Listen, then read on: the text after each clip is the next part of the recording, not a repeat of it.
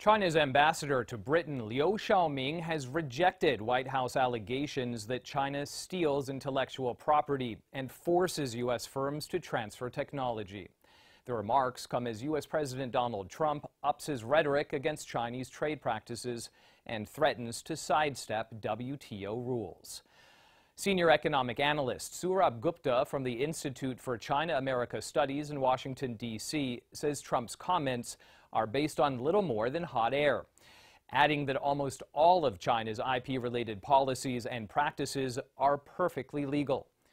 So who's right?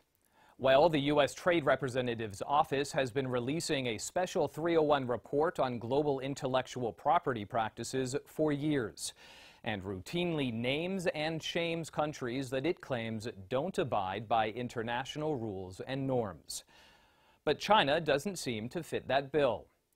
The nation's practices have been scanned in great depth and detail, and according to Gupta, if there were any significant legal shortcomings, the U.S. government would have filed dozens of cases at the WTO years ago.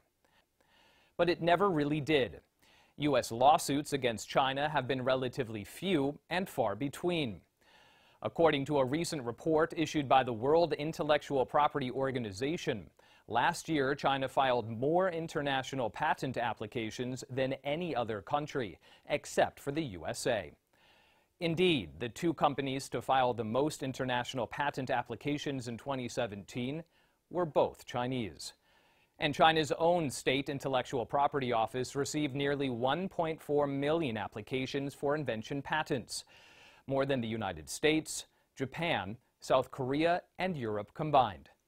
Indeed, the Chinese government has been passing IP reforms at a breakneck speed since its accession to the WTO in 2001. And lawmakers say the nation's system of domestic IP laws and regulations conform to international practice. The head of China's IP Protection and Coordination Department, Zhang Zhicheng, called Washington's claims that China steals innovation groundless. China's rise in manufacturing, he said, can be attributed to huge investments in innovation, a skilled labor force, and simple homegrown ingenuity.